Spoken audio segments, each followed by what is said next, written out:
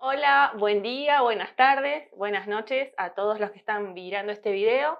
En primer lugar, voy a agradecer a la profesora Noelia Valle Benítez y a la Universidad Francisco de Victoria que me han permitido utilizar las herramientas que ellos tienen para impartir sus clases.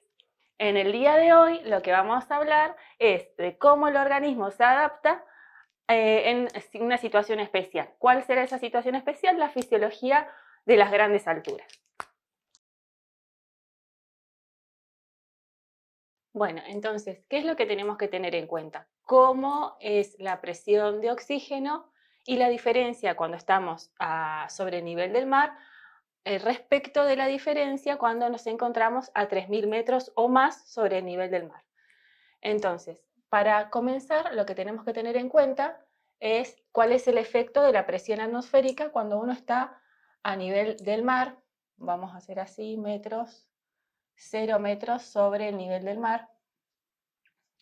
O cuando uno está en una montaña, ¿sí? Que estamos a más de 3.000 metros sobre el nivel del mar. Entonces, la presión atmosférica que se ejerce sobre esa persona, que estamos sobre el nivel del mar, es mucho mayor que la presión atmosférica que se ejerce cuando uno está a más de 3.000 metros sobre el nivel del mar. Entonces, ¿qué es lo que ocurre?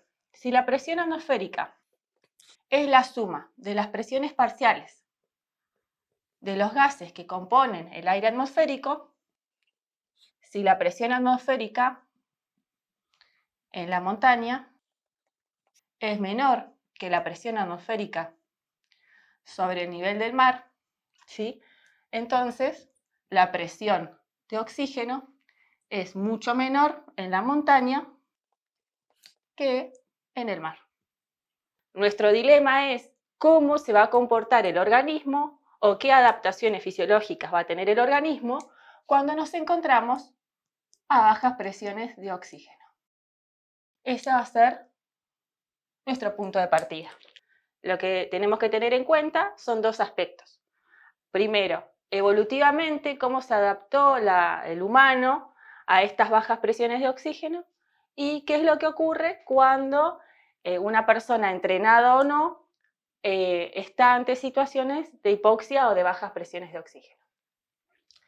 El primer mecanismo adaptativo va a ser la hiperventilación. ¿Y por qué ocurre la hiperventilación? El descenso de la presión de oxígeno a menos 60 milímetros de mercurio en nuestro organismo es sensado por los cuerpos carótidos y aórticos a través de sus quimiorreceptores periféricos que envían la señal a nivel central y posteriormente a los músculos accesorios del aparato respiratorio. ¿Para qué? Para aumentar la frecuencia respiratoria. ¿Esto qué tiene como consecuencia? Un ligero aumento de la presión parcial de oxígeno, pero a su vez una disminución de la presión de dióxido de carbono. ¿Esto puede hacerse infinitamente? No. Esto es un mecanismo que está limitado. ¿Y por qué está limitado? Por el segundo mecanismo compensatorio, que es la excreción renal. ¿Qué es lo que ocurre? Hay que recordar que el organismo siempre tiende a mantener el pH en un determinado valor, en un determinado rango, y va a hacer lo que tenga que hacer para poder mantener la homeostasis del pH. Entonces, uno de los mecanismos más importantes es la regulación a través del par bicarbonato dióxido de carbono, que es un buffer, un sistema amortiguador. Entonces, si el dióxido de carbono disminuye demasiado, se va a generar un proceso de alcalosis. ¿Qué es la alcalosis? El aumento del pH del organismo, por arriba de 7,45. Entonces, cuando el pH es superior a 7,45, el aparato renal, el sistema renal, va a comenzar su sistema de compensación, ¿sí? tratando de disminuir el pH a través de ¿qué? De la eliminación de bicarbonato, ¿sí? Entonces, por eso decimos que es un mecanismo limitado.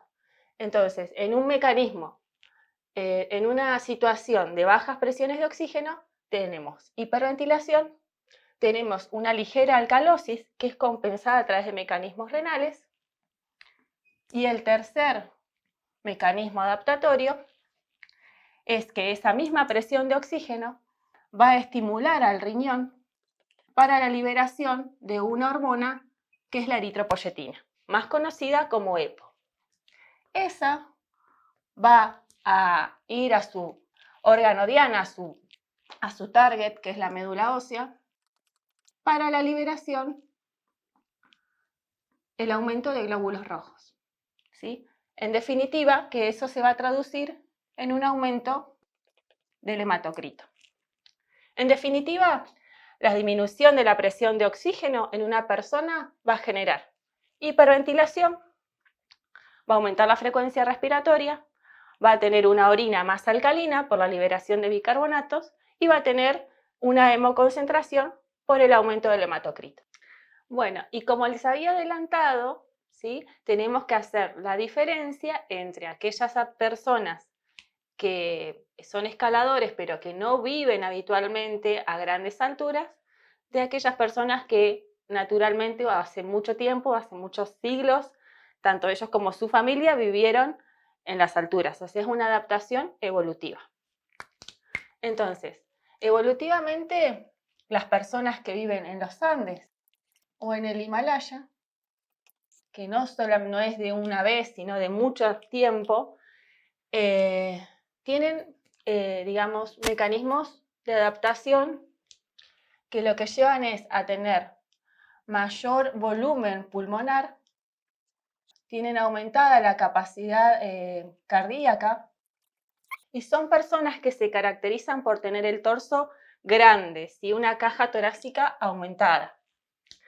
Pero hay una diferencia entre la gente que vive en los Andes del Himalaya, que las personas que viven en los Andes tienen un aumento del hematocrito más importante que la que vive en Himalaya.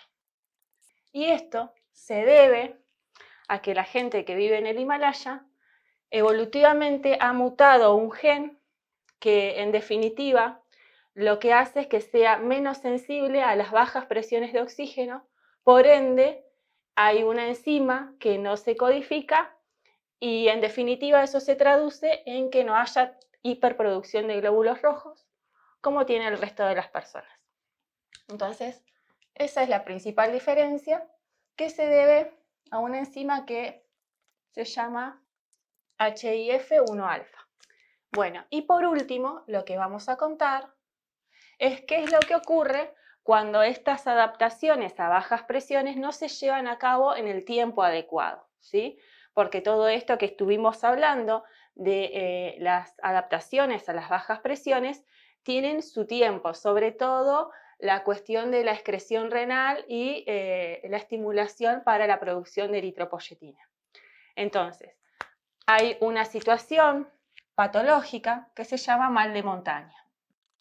El mal de montaña, entonces, es la falta de adaptación a esa condición de hipoxia. Podemos dividirla en dos: mal de montaña agudo o mal de montaña crónico. Los principales, digamos, protagonistas de eso es la baja presión de oxígeno y la baja presión de dióxido de carbono.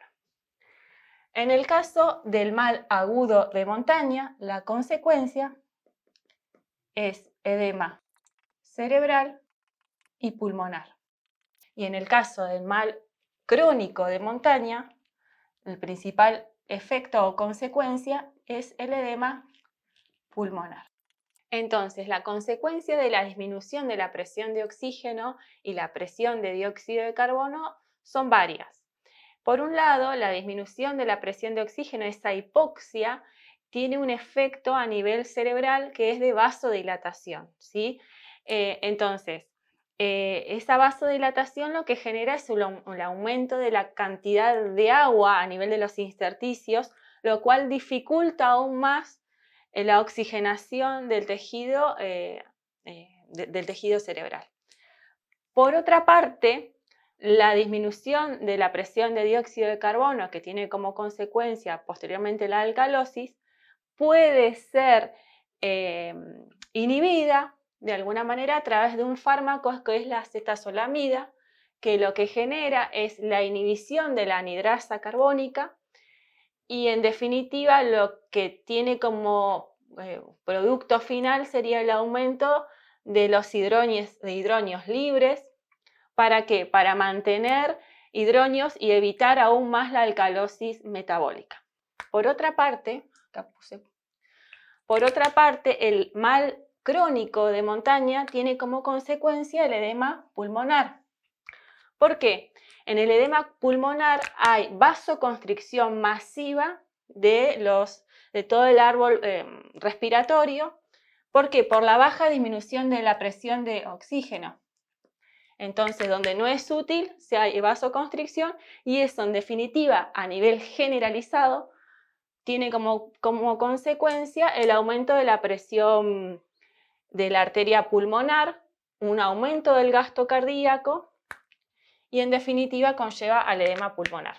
Y como para terminar, hay que destacar una última consecuencia de la alcalosis respiratoria, que es la desviación de la curva de saturación de la hemoglobina. Cuando hay alcalosis respiratoria, lo que se genera es una desviación hacia la izquierda de la curva de saturación de la hemoglobina. ¿Y eso qué significa?